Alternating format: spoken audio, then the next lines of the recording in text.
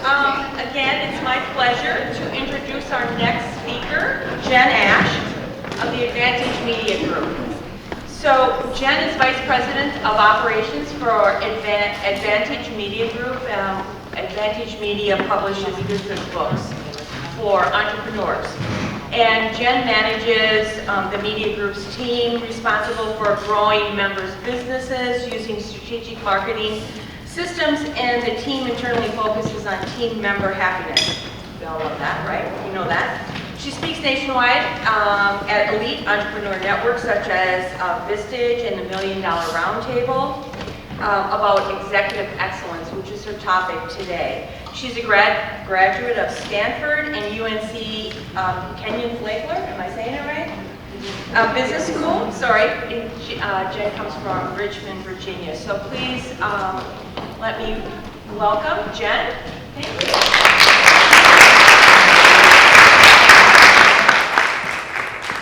Good morning. I have a confession to make.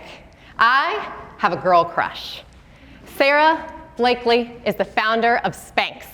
If you've never seen her before, her story is incredible. She is the accidental billionaire. How does that happen? She started her career 7 years ago because she needed a solution. She cut off the top and the bottom of a pair of pantyhose because she couldn't find the proper undergarments to go under her white dress. Pretty soon, she was selling this to friends and then door to door. And now today, she's a billionaire running a $1 billion empire. I have more than one girl crush. In case you don't know Sarah Blakely, of course you know Sheryl Sandberg. I don't have to tell you that she's the COO of Facebook, that she is the founder of the movement that started with her book, Lean In. And thousands of women all across the world follow her daily on their quest to lean into their careers. What you may not know is that she's a style icon. She's been invited most recently to be the follow-on CEO at Disney. Just last week, they put together a search committee to find who would be the next person to follow in the legendary footsteps of current CEO Bob Iger. What was Sheryl's response? At a recent event where she was speaking, they asked her, "So what do you think about that Disney opportunity?" And she said, "I already have the job that I want." She knows what her executive excellence is. Or what about Sophia Amoruso? Sophia is the rebel. She's the one that bucks all the trends. You know what the title of her company is? Nasty Gal. She founded it with her two biggest loves. Her first love was vintage fashion. She loved to scrounge through thrift stores and find the latest vintage threads that she could combine with her second love, eBay. How many people are a #1 expert on eBay? She put the two together and created an empire. The first day that she opened up her shop, she had 60,000 fans. And she's grown this to over 350 people and a multi-million-dollar empire. I don't have to tell you that by any standards, these three women are executive excellence. You probably have your own girl crushes that you look after in the media and your industry. By any standard, they are charming, they're powerful, they're successful, and they're commanding. But what Sophia will tell you in her book, titled #GirlBoss, is that the path to success is never straight and narrow. It's always a winding road. And the key takeaway is that in order to reach your executive excellence, you're going to have to do the hard work. I've always been an avid journaler. They tell you, if you're going to be successful in your goals, then you have to be the person that writes down all the things that you want to achieve. You've heard this, correct? Yes, I see some nods.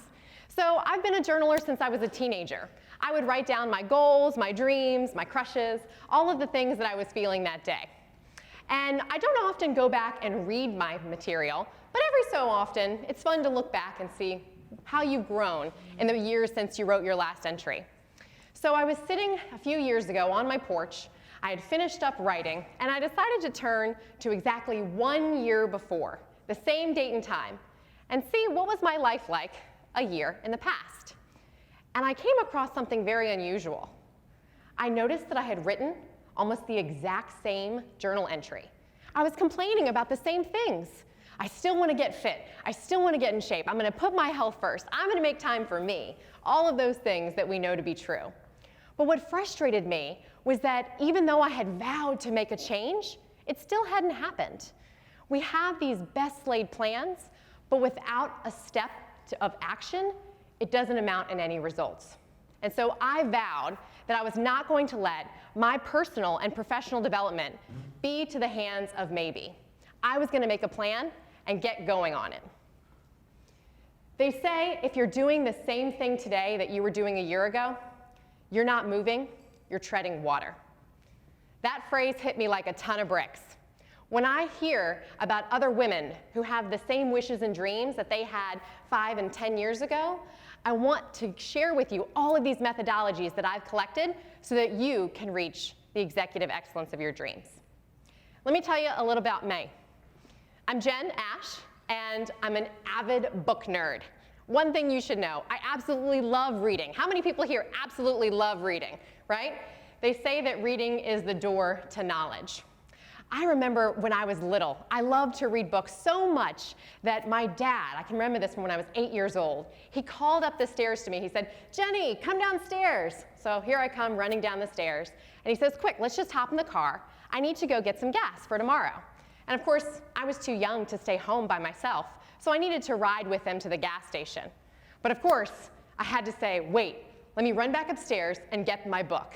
Because even though we were going to be riding along in the dark, it was 8 o'clock at night, there was absolutely no light to read, I knew that when we pulled into the gas station and I was on the passenger side, I could get just enough light from the gas pump to continue to read that next page of my book. That is an average, or more than average book reader. These days, I'm doing a lot more than reading. I'm watching, I'm listening. Podcasts, TED Talks, business books, all of these things are the new ways that we take in information. And I've somehow been able to turn this into an area of expertise. If you love something truly, then you absolutely have to test it out yourself. I've dived into the area of self-improvement, productivity, learn how to be better. If there's a method, then I've tried it. Sometimes I start with the bucket list, right? All the things you want to do before you, say, turn 30. Have you heard of the 30 under 30? Or the vision board? Or how about the theme word, right? When it was 2011, it was my first year of business school. I was very stressed. I met somebody here earlier today who's in their senior year. I know that school can be a lot of pressure. And I remember thinking to myself, what is the one word that I can find to sum up my entire goal for the year? And I happened to pick serenity. And that was my password and everything that I could imagine and the filter that I used to make all my decisions. So I kept on and on. I kept learning about self-improvement, reading, watching, listening to podcasts, and trying everything that I could. I kept on even writing the self-improvement letter to your 80-year-old self. What are the things that you hope for yourself in the future? So I've been able to combine these two loves, reading and self-improvement, into a career. Lo and behold, I'm the VP of Operations at Advantage Media Group. As she mentioned, Advantage is a business book publisher. We were founded 10 years ago, and we were specifically focusing on publishing self-improvement, leadership, and productivity books. And most of these books are written by successful entrepreneurs who want to use that book as a big business card. So it's not about generating a lot of sales, it's about creating a brand for yourself, creating a platform and a personal brand that resonates with your audience. I'm extremely lucky, and I've gotten the opportunity to coach many of these entrepreneurs, over 250 to date. And a wonderful byproduct of having this as my career is that these successful entrepreneurs, when they come into my door, they're at the point in their career where they're taking the time to reflect on everything that they've achieved, all their best practices that they're getting ready to write down into a book to share with the world. And I get a front row seat.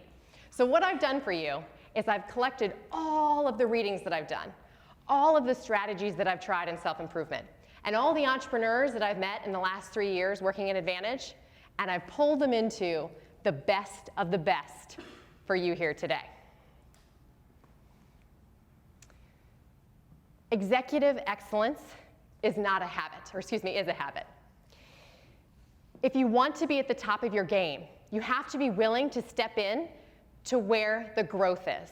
And growth begins outside of your comfort zone. The only way to reach new heights is to be inspired by other people who have gone along a similar journey and have seen the ways and can share them with you. Don't be afraid to steal best practices. Learn from the things that other people are doing and make them work for you. Let's start with a plan. They say that an ounce of planning leads to a pound of action, right? And so without the specific plan for success in your own professional development, how are you going to reach it? I want to take a quick poll. Be honest with yourself. By a show of hands, how many women here have written down their professional development plan and go back and review it on a regular basis? Raise your hand high if you're somebody who is like that. Good for you. And I will tell you, if you haven't, that's completely okay. By the end of this talk today, you will have all the techniques, the tools, and the strategies that you need in order to put together that professional development plan. And I want to take a moment to say, why do I need to evolve? What's the importance of having a professional development plan? If you are still doing the same thing that you were doing a year ago, then you're treading water, right? You have to make sure that you're continually evolving, because those who are also in your space are evolving as well. And you need to make sure you're keeping up with the times, you're staying relevant, you know the latest trends and the latest apps and the best practices so that you can be the leader in your field for the next several years to come. So let's dive in. I want to share with you a fabulous model by author Carson Tate. Now, Carson is an expert in the field of productivity when it comes to work. She specializes in things like taming your inbox and making sure your to-do list is completely organized. And she's come up with a beautiful framework that she calls her 4 productivity styles. Now, I've elected to share with you the concepts from her book, Work Simply. It's a fabulous read. I recommend you write it down and get a copy after today's talk. For today, we're going to look at her 4 types, her thinking styles, in the lens of productivity, and specifically when it comes to your personal development. Because I see professional development and personal development really as 2 sides of the same coin. So what we're going to do is we're going to get to know her 4 styles. And by the end of today, you're going to have a customized approach to your own professional development. I'm going to walk you through briefly what are the 4 styles. And as I do so, I want you to take note of which style most represents you. And I'm going to do another quick poll to see which styles we have in the room. So that way you have a chance to look around at other women who share your common thinking style. And during the lunch break, you can have a wonderful mastermind about all the things that you can put in place to be successful in your goals. So let's jump in. The first style is the visualizer. My hunch is we've got a lot of visualizers here. This is the classic vision board, right? This is the person who focuses on images and pictures, loves to have scrapbooks lining their shelves and pictures hanging above their desk. They're more interested in what the future looks like than numbers and repetition. This woman manages many different creative projects simultaneously at the same time, and she takes a very creative approach to everything that she does. If you're somebody who struggles when you think about your own professional development, and you have this question of, what will I do to develop myself? What are the best activities? Who will I become in the future? Then you should take a note from the visualizer, because her strength is being able to see herself in the future. If she had a mantra, it would be, if you can dream it, then you can do it. Make a note if you're a visualizer. The next is the planner. The planner is driven by her paper calendar. I can see some nods here in the back.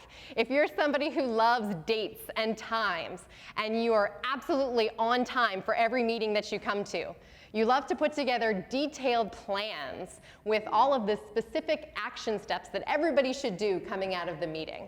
And you're the person who stays on top of details and sends out reminders and emails, then this is you. You're driven by your calendar, and you absolutely love the details of dates. If you're the type of person who struggles with understanding, when am I going to have time to do all this professional development? We just heard from another speaker who said, do less. So how am I going to make all the time to improve myself over and over? Well, take a note from the planner, because she is excellent at finding the time that is best for her. If the planner has a mantra, your mantra would be create a rhythm. Rinse and repeat and create a rhythm. Write a note if you think you're a planner. The prioritizer is our third thinking style. This is the person who understands what is the absolute most important thing and what are the things that can fall off the bottom of the list. They're hyper-organized. They are driven by numbers, statistics, data, reporting, and above all, consistency. The prioritizer is the type of person who makes sure that the trains are running on time. This person, if you struggle at all with figuring out, how am I going to track my professional development? I know what I need to do, and I think I know when I'm going to do it, but I don't know if I've made any progress. Then take a note from the prioritizer, because the prioritizer is the person who can measure from A to B. She's the person with the Fitbit, she's the person with the Gantt chart, she's the person with the tally marks letting you know how she's tracking towards every goal. This person's mantra is, of course, you manage what you measure. You manage what you measure. Please make a note if you're a prioritizer. And the last type that we're going to go through is the arranger type. There is no one type that is better than another. The arranger type is about people. Their approach is looking for balance. They're about emotions and their own intuition. They make judgments based on how they feel. Everything that they go for is, how is this going to make me feel at the end of the day? So if you're a person who struggles with, how am I going to feel? Or how can I feel more joy in my life? Then take a note from the arranger, because everything that she does is driven from how is it going to make her feel. Her mantra is to connect with others. Extremely people-based, she wants to create an emotion by creating a connection. All right, so now that we've gotten a little high-level view of what all of the types are, let's do a quick activity. Raise your hand if you think you put yourself into the visualizer category. Raise your hand up high. All right, we've got a lot of folks here. Look around the room and find somebody that you might connect with at lunchtime so that you can have a quick discussion about what are the best strategies you learned as a visualizer. Okay, you can put your hands down. Let's jump to the planners. How many planners do we have in the room? Ooh, I see some over here and some back here. We've got a whole bunch in the line over here. Look to somebody else, make some eye contact, and find the people who are planners just like you. All right, prioritizers. Where are my prioritizers? Raise your hand up high. I see one in the back. It's funny, this is actually the most common type. 47% of the population's a prioritizer, but it looks like we have a different group here. So make a connection with a prioritizer if you found that that was your type. And lastly, the arrangers. Who here is an arranger? All right, we've got a big contingent of arrangers here in the center. Okay, be sure to pay attention to the other women who are arrangers. So this is a fun exercise to understand, how do I customize my professional development to me?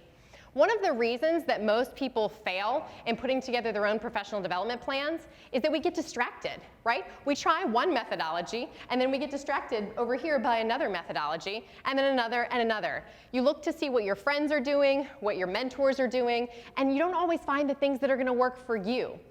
Well, that ends today. We are absolutely going to focus in on the things that are going to help you to be the most successful. And if you're one of those people who didn't raise your hand, perhaps you're a combination of a few. That's perfectly fine as well. You can be a combination, or you can steal strategies from any of them. There's no hard and fast rule. Take the things that are going to work the best for you. All right, so let's jump in to some of the top techniques that you can use to actually apply towards your own professional development plan. What I want you to do is start a fresh sheet of paper. And at the fresh sheet of paper, you're going to number, there's going to be 12 different techniques. I know if you're a good listener, if you can get to all of them, right? But definitely make note of the 3 that are most specific to your thinking style. And what I'm going to do is introduce a strategy for how you can create the ultimate professional development plan. Once we've gone through those strategies, we're going to spend the last 5 minutes turning that into action so that it comes from off the shelf, off the paper, and into real life. All right, the visualizers of the room. Again, as a quick reminder, these are the women who love having vision boards. They love having posted pieces of fabric and images of where they want to travel. They have nothing but colors all over their apartment. They're really good at managing multiple projects simultaneously. So she can juggle a lot of different balls, right? She's also the person who is incredibly visual and can see herself in the future. So if you're looking to set a goal, you're looking to understand what it is that you're going to be in the future, the visualizer is who you want to ask. And the 3 techniques that I'm going to introduce for the visualizer, there's going to be 3 specific ones. The 3 techniques are going to start with the collage of the future me. So write down collage of the future me. Number 2 will be the career heat map. And number 3 is an app called the Grid Diary, okay? The collage of future me, the career heat map, and an app called Grid Diary. So let's start with the collage of future me. The vision board is very tired. Don't worry, I won't be sharing that you should create a vision board. I know that those exist everywhere. But for a visualizer, it's very important to have all of your cues right in front of you. And so there's this great technology called Sticky 9. And if you're not on Sticky 9, then you can certainly use Shutterfly or Snapfish or any other technology app that you use to print photos. You're able to immediately upload from your Instagram feed or from your iPhone personal photos 20 pictures into a grid like this. And for less than $20, you can print a gigantic poster that you can put up as your dream board in your office. It creates incredible conversations of all the things that you hope to achieve. And there's a wonderful side benefit of having a dream board up in your office. People comment on it. It takes your dreams from outside in your head to the conversation within the office. So perhaps maybe one of your dreams is that you want to travel to a certain destination, or you want to be a published author. What if there's somebody who sits quite near you who can make that dream come true, but they never knew that that was your dream? You have to get it out of your head and onto paper. So by creating a collage, you create this beautiful visual. This is different from a traditional vision board because it's not about what you want to do, it's about who you want to become. Think about the roles that you want to have in 10 years. Do you want to be a vice president? Do you want to be a featured designer with her own line that's carried in stores across the country? Do you want to be a devoted mother, a good friend, a wonderful, wonderful partner? What are the things, then what are the roles that drive you in your life? And create pictures that help you to become that person. Don't make it about the action steps. Make it about who you want to be. That's why we call it the collage of future me. Number 2, this is a really boring heat map, right? So I have to do some 101 here before we get into the career heat map. A heat map is usually a visual representation of a bunch of different data points. So a heat map is typically seen as a map of the United States or another region, and they use colors like this. How many of you have heard the T-Mobile conversation? We got more 4G coverage than any other network, right? So then you know what a heat map is. The basic insight and principle is that the lighter the color, the less data there is. The darker the color, the more data there is, okay? So we get the concept, right? We want to move from light to dark, and that's where we put in our efforts. Now let's translate this into your career. This is what's called a career heat map, right? It uses the same guiding principle, but in a completely different way applied to you and what you can achieve, and not necessarily the map of the United States. Let's break this down into different steps. So you'll notice across the top are the months of the year. I recommend using months because creating a heat map further into the future would be a very, very large map. You want to make it quite achievable and something that you can watch and see your progress. Along the side are going to be skills, knowledge, or character traits that you want to work on. And these can be very customizable. I've given an example here of Photoshop. Perhaps you want to spend some time making sure you're up on the latest trends. Maybe you want to role play with a friend and understand how you can be better at sales and closing deals. Or perhaps it's forecasting, making sure that you understand the lead times that you need in order to meet your vendor's needs. Whatever the sidebar that you choose, they should be things that are actionable and that if you spent time and hours on, then you could notice incremental gains. So what you'll see is, step 1 is defining what are those skills that you need. Step 2 is figuring out how much time can I devote to this. Over the course of a year, how much time are you willing to devote to improving you? I guarantee that every single hour that you spend on yourself will pay you back tenfold. So think to yourself, how many hours can I spend over the course of a year? And what would that represent? Perhaps light blue, in this example, would be 2 hours. For every 2 hours that I spend reading up on industry blogs about what are the trends going on in the industry, I can shade in that I've spent that time. And for example, the dark blue might be 10 hours. I will feel like I will have mastered fall's trends if I spend 10 hours really focused on learning what are the trends for fall, right? So this is how it works. You're going to track what you're doing and measure your progress. Lastly is the grid diary. We've talked about all of these visual elements that you can print and put up on your wall. But I know that there's others that love being paperless. I'm a millennial. I will tell you, I absolutely love technology. I am glued to my phone, and you will be in a treat if you're the person who does not like paper, because I've got tons of apps that you can use throughout the presentation.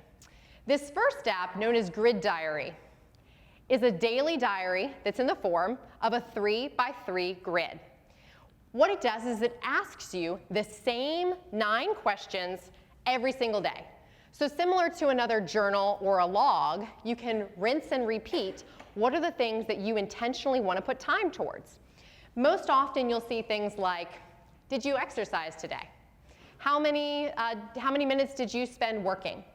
Did you go for a walk? Did you get enough sleep? These are things that are very common in the realm of personal development.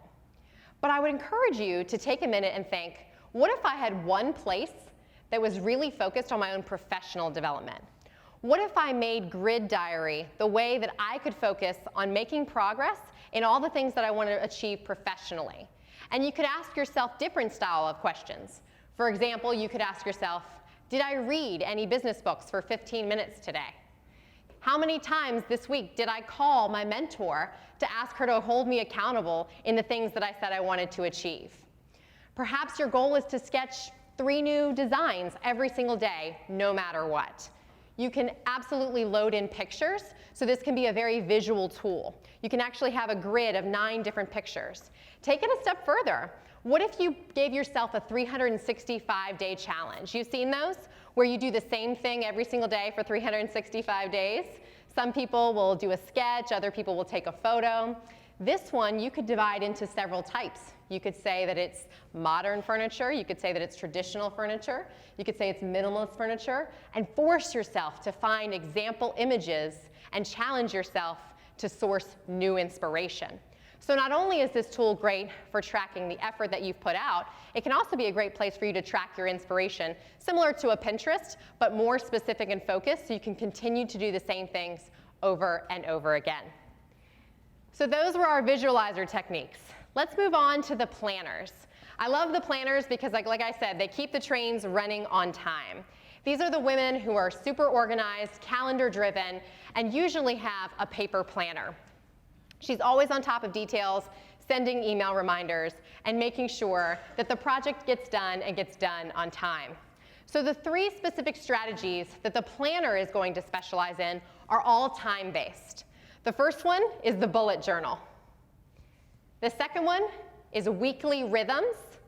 And the third technique is daily wins. You'll notice all 3 of these techniques are all time-based for the planner.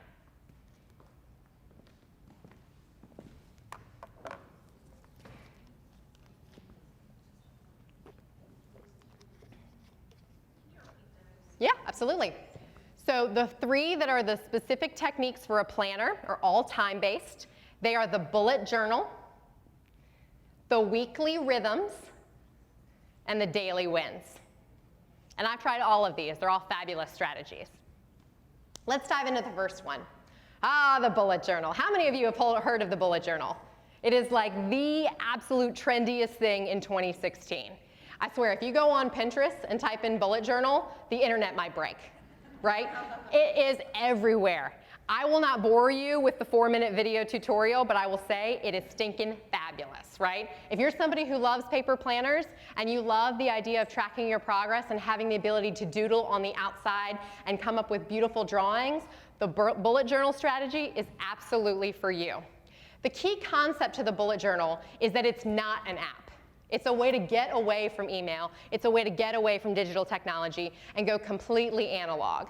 And so you're able to doodle and come up with idea charts, and it starts with any specific journal. As long as it has grid lines, you can make this a bullet journal. And the key concept is that you're gonna log every single day, every single task, and it gives you an insight on when do you finish a task and when do you move it to the next day. Again, it's a pretty complex system, and there's a tutorial at bulletjournal.com. And if you go onto Pinterest, I promise you, you will see thousands of beautiful colored examples of people who have taken this and interpreted it into their own. It is definitely a cult favorite. What I want to point out from the bullet journal is the monthly habit tracker. I think this is a phenomenal concept that you may not have seen before. So here in this visual, it is a month view in this example of the month of January. And what you're doing is you are tracking the things that you intend to do on a daily basis. So for example, she has things like wake up at 5:30, do yoga, meditate, write a new blog post, work on my Etsy shop, and post to Instagram. Now, you shouldn't put things on this list that you're already doing. So if you're already pretty good about brushing your teeth every day, taking off your makeup, taking the dog for a walk, that doesn't belong here. Unless you want to put one in there just so you can feel good to check it off. I know that that can feel good too. But the idea is, what are the things that you want to create as routines in your life? And you can see if you had a chain of success, right? And so along the top is every single day of that month. So January has 31 days, so this will go from 1 to 31. It's cut off at the top. If it's, for example, another month of September, it'll only go to 30. And what you'll do is every single time that you do this activity, you'll simply color in the square. And you'll start to notice the streaks of success that you have. And as you notice that the streaks get longer, you're more likely to continue to do that activity. And so this is a really fun way where you can use colored markers, pencils, anything that motivates you to track all of the things that you want to create as a habit. Taking it a step further, you can actually pair different activities to make sure that you do them together. Next up is Mean Girls. The 2004 cult classic was a fabulous movie with a one-liner. Who knows this one? On Wednesdays, we wear pink. Right, there you go.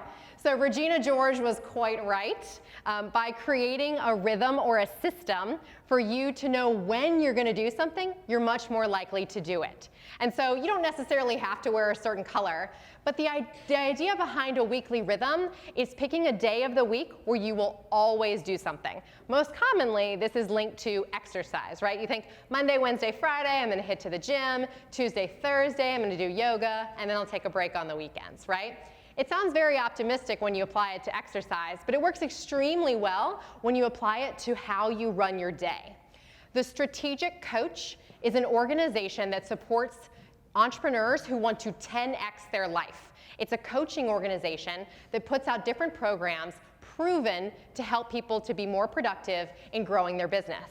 And one of the key strategies from the Strategic Coach is this concept of a weekly rhythm. What are the specific days of the week that you do certain tasks? And so they have a concept of 3 different types of days. And I would encourage you to see if you do this naturally yourself, if you fall into the planner category. The first type of day is a focus day, where you simply clear everything else off your calendar and you say, I'm going to do this one task and get it out of the way. Likely you have a deadline, you have somebody you have to send a draft to, you have to get back to somebody else who's holding you accountable. But you make sure that you're spending a big chunk of time working on your task. That's a focus day. A free day, as it sounds, is for rest and rejuvenation, right? This probably is going to be a weekend, but for some entrepreneurs, it might be during the week. It might be a couple of hours. What are the things that you're doing to free yourself, relax yourself, and make sure you're ready for the next focus day? But the secret is in the third day. The third type of day is a buffer day. And what's known as a buffer day is the day where you prepare, plan, and learn in order to be ready for your next focus day. You prepare, you plan, and you learn in order to be ready for your next focus day. So you have one specific day every single week. Maybe you wear pink, maybe you don't, but you're going to have this one day where you devote to learning more about your industry, learning more about what you have to do, and how you can be more successful in the processes that you use. The idea here is that you're going to save yourself time, even though it seems like an entire day. There can be other tasks like email and planning and scheduling, things that you naturally do, but by lumping them together, you'll be more efficient. So on Wednesdays, make it your buffer day. Strategic Coach is also behind our last suggested technique, which is known as the daily wins. I promised you a specific app that you could use for each type. So the daily wins is an app called Win Streak, right? The concept is called daily wins, and the app is called Win Streak. And Win Streak has a simple premise. It asks you one question every single day. What were your wins today? What were your wins today? And unlike a traditional to-do list app like Wonderlust or Todoist or even Google To-Dos, this one is focusing on what you have already achieved. Often for planners, we're so busy looking to the next deadline that we forget to celebrate the things that we've already done. We forget how much progress we've made to our goals. So I would challenge you that if you're a planner, find a way to log this specifically for your professional development. You can give specific categories, and the cool function is you can select a day, and once you've logged your 1, 2, 3 wins for that day, you can go back and review them. So over the course of a month, over the course of a year, you can see all of the things that you've achieved in a specific area of professional development. The prioritizer. The prioritizer is the person who is driven by numbers. Again, this is the person who loves reporting, tracking. There's a whole movement out there called quantified self. You know, the Fitbits that everybody wears and they tell you how many steps that you got? You're quantifying numbers about yourself. There's even a website called quantifiedself.com where you can see videos of people who have learned about themselves by meticulously measuring everything they do.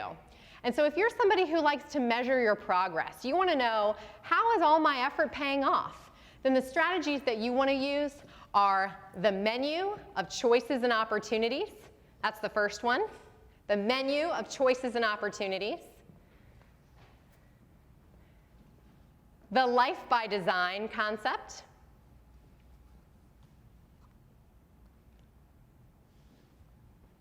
The menu of choices and opportunities. The life by design. And focused sprints of productivity. Focused sprints. So devoting a specific period of time where you're going to sprint to the finish line. I want to start with the menu of choices and opportunities. You'll see behind me a traditional to-do list, right? We all have them. In fact, we probably all have 15 different to-do lists. They're on our phone, they're on our calendars, they are the grocery list beside the fridge, they're everywhere. The biggest technique that I have seen the most difference for prioritizers is to reframe the idea of a to-do list. Because if you think of a traditional to-do list, you think, I have to do every single thing on this list. And we always add more things because they pop into our mind and we have to write them down. It's a never-ending battle. You're always just behind the 8 ball.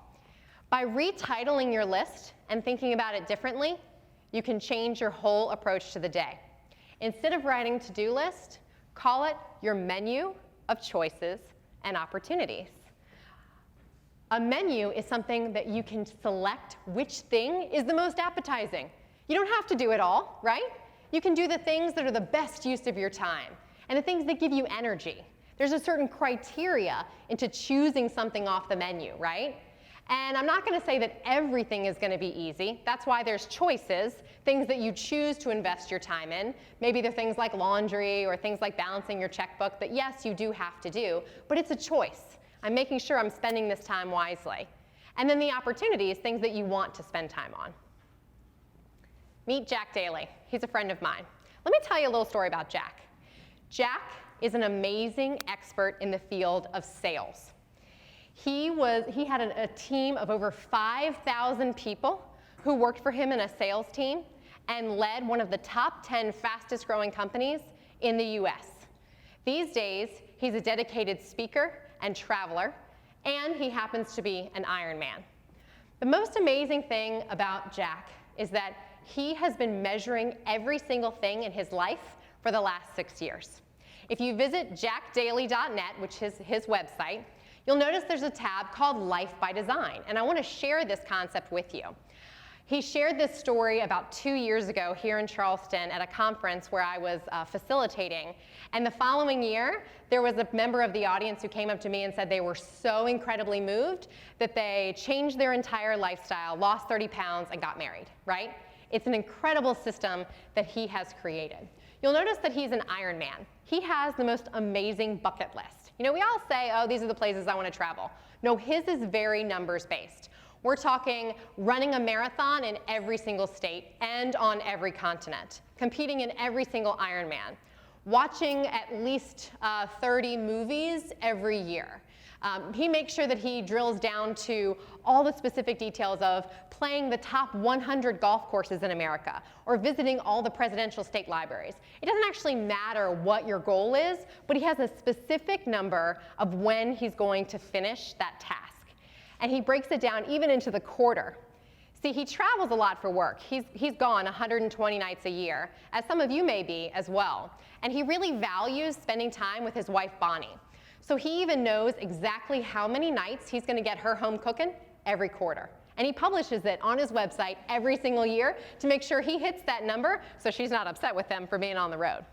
And he tracks it religiously. He releases it every January, and then he tells you how he's done. So I actually know exactly how many times he's donated blood and even how many days he's flossed. He's got all of those details up for grabs. So steal this idea of life by design. I understand that you're probably not going to be the type of person that is going to measure how many times you floss or how many magazines you read. But what if you measured something that would result in your own professional development, such as business books read, or the number of different industry publications that you subscribe to? I use an app called Goodreads that is a way for you to track the books that you want to read and the books that you have read. And you can even do a reading challenge where you see how many books you are on the way to your goal. The last thing is distractions, right? This is the crux of all of these methods, is that I would love to do this, but I'm so distracted. I've got other things pulling at my attention, whether it's a cat video on YouTube, my Facebook feed, or my mother-in-law calling me to just catch up for another hour. The key here for the prioritizer is you have to create an environment where you are blocking your distractions. And here's a couple ways to do it. The Pomodoro technique is a very common technique created by Francesco Cirillo. And what it does is it helps you to carve out 25 minutes of time where you are 100% focused on doing one task. So remember that incredible day of focusing? It's the same concept, but in a 25-minute sprint. You can do anything for 25 minutes. And at the end of the 25 minutes, you get a reward of a 5-minute break. And it's known by its logo of a kitchen timer with a tomato, right? And so the thing I love about this is that it's very easy to implement, and you start to notice as you take on new projects, how many Pomodoros is this gonna take me? Is it gonna be 3 Pomodoros or 8 Pomodoros? And they even have a website where you can set a timer into your browser. I love this because if you're somebody who easily gets distracted, you can create a list of blocked sites that if you try to go to Facebook or YouTube during the time you're supposed to be focusing, you get this tomato that says, page blocked until break timer starts, back to work. So this keeps you accountable. The app is known as Strict Workflow if you want to search for it, and it's good with Google Chrome or with Safari. Another really great plugin, if you're somebody who's on the screen all day, I feel like I'm consistently in front of the screen, and that's becoming the new definition of work, is this awesome plugin called Rescue Time. So it's a one-click install. You simply go to your browser, click Rescue Time, and download it, and it runs in the background. And after about a week, you can check in to see how many hours did I spend in front of the screen, and how productive was I during those hours? It automatically categorizes all the sites that you go to is either distracting or productive, and you can actually see how much focused time you had during the day. So you can carve out specific times and goals. It'll give you a score for how productive you are in a specific day. This is what it looks like when you fast forward. You can click on the report and it shows you how long you've been there and it'll give you your productivity ranking. It's really cool. The last style is the arranger. The arranger is again about people and balance and feelings and making sure that you have the emotion that you need to feel fulfilled for what's ahead of you. The 3 techniques that we learn from the arranger are the wheel of life, the top 100, and the fortress. The wheel of life, the top 100, and the fortress. I'll talk quickly about the wheel of life because I see a lot of nods. I'm assuming that you've heard of this very traditional tool, but the wheel of life is about balance. If the arranger is wanting to make sure that there's balance in her life, she looks at the different areas, everything from romance to work to health to money, and you give yourself a ranking on a score of 0 to 10. So you write down in each of these areas, how do I feel on a scale of 1 to 10 today about my romantic life, about my work life, and about my money? And the 0 is in the very center. And the 10 is on the outside of the circle. And you just simply plot where you put your score. And what most people tend to notice is that their wheel, ideally it would be a nice round circle that would roll throughout their life, is usually a little off balance. It kind of looks a little wobbly, like it wouldn't roll very far. So it helps you to see what are the areas of your life where you're not spending enough time and effort. I would actually recommend you apply this to your professional development. Even if you're somebody who is consistently working on your personal life, what if you divided this into categories of what you want to achieve in your professional career? And how are you allocating different hours and time across all of these fields? It's not what you know, it's who you know. The top 100 is an exercise of identifying who are the most influential people in your life. Jim Rohn famously said that you are the average of the 5 people that you spend the most time with. The average of the 5 people that you spend the most time with. Wouldn't you want to be intentional about who those people are? I challenge you to create your own Time Top 100 Influencers list for yourself. Think about who are the people who are the most influential in your life. The role models, the mentors, the people that you look up to. It can be people that you currently know, or I would suggest maybe 10% of them are people you don't know. Maybe they're currently people in your life that you're making time for, but if you had a chance to sit next to your mentor and have a great conversation, that you would take it in a heartbeat and replace that time. So think about how you're attracting the influences that are in your life and how you're allocating your time to spend with those individuals. Just like any financial investment, if you put your energy into the relationships, you're going to see a huge return. So the concept is the top 100 people. It gets really hard when you hit 50 or 60, I'll tell you. The first few come really easily, but then once you start to push to get yourself to 100, that's where all the creativity happens. The last exercise is the fortress. This comes from Jack Canfield. So Jack Canfield is the original writer of the Chicken Soup for the Soul series. He's also behind the international bestseller called The Power of Focus, which is where I got this concept. And the concept of the fortress is very similar to the top 100. But instead, it looks at who are the people who are your unique support system. It's like creating a moat, right, around the castle, if you will. Who are the people who are going to help you to be most effective? So the other list was influencers. These are supporters. And they fall into all of these different categories. Your family, your mentors and coaches, your health and fitness team, whether it be doctors or personal trainers, your internal support team, the people who are there to help you get the work done, and the people who are external, like your bankers, your real estate agents, your lawyers. There's a myriad of different groups, but if you go through each of these, the total doesn't have to be 100. You just have to know who are the people you can count on. And if you are counting on them, how are you letting them count on you? It's a reciprocity relationship. So make a note of how you can create your ideal support team, which is going to help you to level up your career. The last thing to keep in mind if you're an arranger is that even though you're about relationships, it can be a little haphazard. Remember that how we spend our days is how we spend our lives. Take those people from your list and remember to put them on your calendar. If they're important to you, make sure that they have space to be important to you.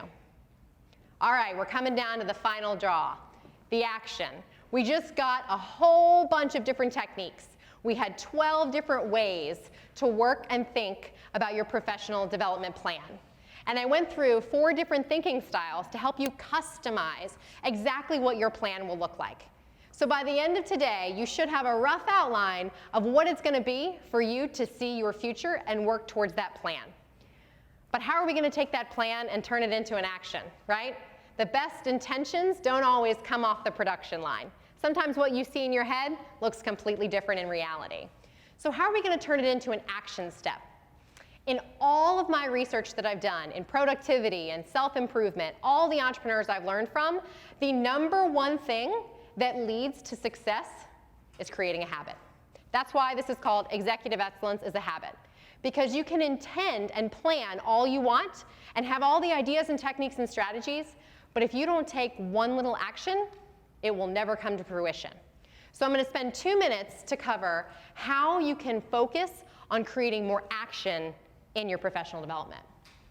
BJ Fogg, of all the experts who have recently reviewed a book or released a New York Times bestseller on the topic of willpower and habit, people like Kelly McGonigal, Charles Duhigg, who's the author of The Power of Habit, if you've read that. Most recently, there's a book called Triggers by Marshall Goldsmith.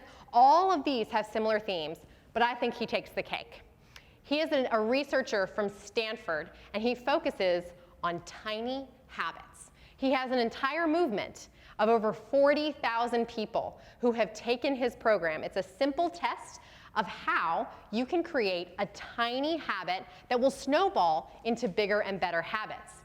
The most common habit that he asks you to start with is very insignificant. It's supposed to be so easy, you can't not do it. Can anybody guess what it is? Flossing. But not flossing all your teeth, just one. One tooth. How is that even a habit? But it's amazing how it is so small that you can't not do it. It's not about the flossing, it's understanding how do you build a habit? What is the secret recipe for creating action in my life? And he actually boils it down to an equation. 3 things. If you want to create a habit, you want to create a behavior, you have to have a trigger, something that starts you off, you have to have the ability to do it, and you have to have the motivation. Now, science aside, everybody says, motivation. I wish I could be more motivated to go to the gym. I really hate getting up in the morning. If only I was motivated. But they're wrong. Motivation is the last place that you go. The number one way to be more effective in your habits is to focus on triggers. You leave motivation for last. So let's talk about how you can increase the number of triggers in your life, specifically around your own development. Right? We have all these triggers that remind you, oh man, I gotta go to the grocery store. I forgot that we don't have any food. I see an empty fridge. But how many triggers do you have to remind you to continually to improve yourself? Not nearly as many. So let's come up with some ideas for how you could put in place a specific action step. How about a sticky note on your bathroom mirror that reminds you to read for 15 minutes a day? Or a gentle text reminder that reminds you to call that mentor and have a conversation. An email. You can set up emails to send later, so you get a monthly email reminding you to register for your next conference or to practice your sales abilities. An object placed in view. I love this strategy. One of my friends buys 25 books at the beginning of every year and just sits them on her coffee table. So even though she doesn't have the time to read them, every single time she passes, she's reminded that she's going to read those books. And she's able to sneak in time here and there. A monthly magazine, it arrives on your front doorstep every month, reminding you that you have a focus. And finally, a group meeting. I have a group called the Power Ladies. It's a fun nickname we came up with to say that we're here for each other every single month. And even though we don't have an agenda or a formal outline, every time I go to meet those women, I'm reminded to up my own game and to think about how I can continue to grow myself. What's your tiny habit? What's your first step? Take a brief moment. I'm going to give you 30 seconds, and I want you to write down what is the one tiny thing that you can do to start on your journey towards your own executive excellence. Take a minute, reflect on all the techniques, the tools, the strategies you've learned today, and make a commitment. Write down, I commit to blank, and fill in that blank.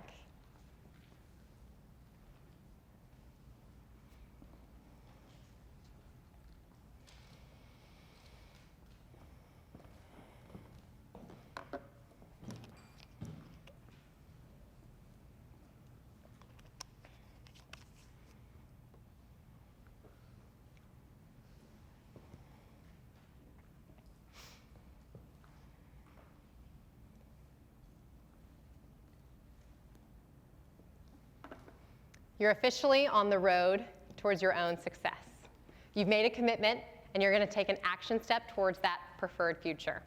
I want to leave you with a story. Roger Bannister was the very first person to run a mile in less than 4 minutes. It was 1954 at Oxford University. And prior to that day, it had never been deemed possible that anybody could run that fast. He was the fastest person on earth, and he had just broken the world record for just 2 months. Because 2 months later, he would compete against an Australian by the name of John Landy. And John and Roger were competitors. And during that race, what became known as the Miracle Mile, both men crossed the finish line in less than 4 minutes. What this tells you is sometimes your competitors, the people to your left and right, are actually your mentors. They're the people who inspire you to do better than you ever thought that you could do before. So don't be afraid to look around at others in your industry and steal their ideas, apply their techniques, and improve yourself. But that's not the end of this story. I mean, who won the race? As they were coming around the final lap, the two gentlemen were neck and neck. And suddenly, the Australian, John Landy, broke out ahead. He came down to the final stretch. As he was just about to cross that line, John decided to look over his left shoulder to see where Roger was. At that exact moment, Roger was passing him on his right side and won the race. John was crushed. Today, there's a huge bronze statue of both men coming up to the finish line, with Roger Bannister winning and John Landy, forever immortalized, looking over his left shoulder to lose. I share this story with you to say, as you improve yourself, people are going to start watching you. It's amazing how this happens. You stand out from the crowd, people look at what you can do, and they want to do it too. So don't be afraid to have eyes on you. And remember this one thing. Whatever you do, just keep looking forward. Thank you. Thank you.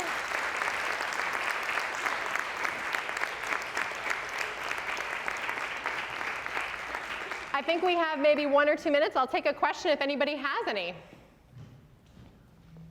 Which category do you fall in? Great question. So I tend to fall into the prioritizer type.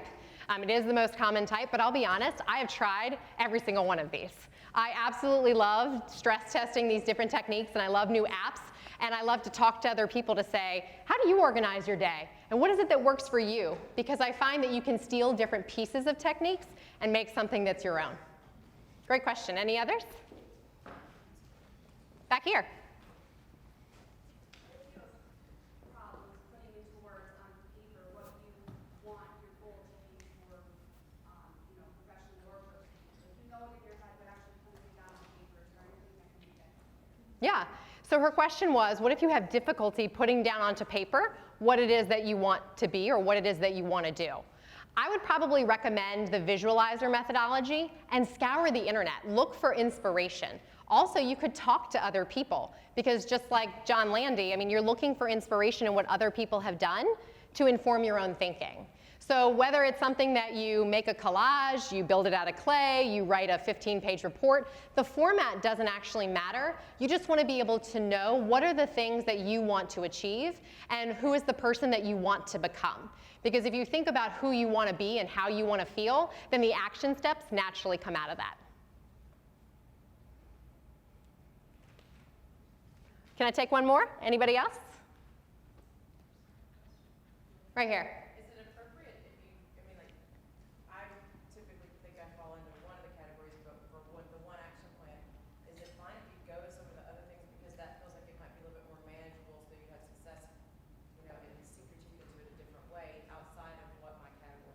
Absolutely. So the categories are a guideline because I find that there's a certain type of thinking that helps you to then begin the work that you have to do on your plan. But absolutely steal and borrow from other strategies. My only caveat would be don't try all 12. You know, they say eat the elephant one bite at a time. Pick one thing and see if it works for you. And maybe find an accountability partner at lunch today who can also try it with you, and you can see what's working and what's not working for them. Thank you so much for your questions. I really appreciate seeing you here today.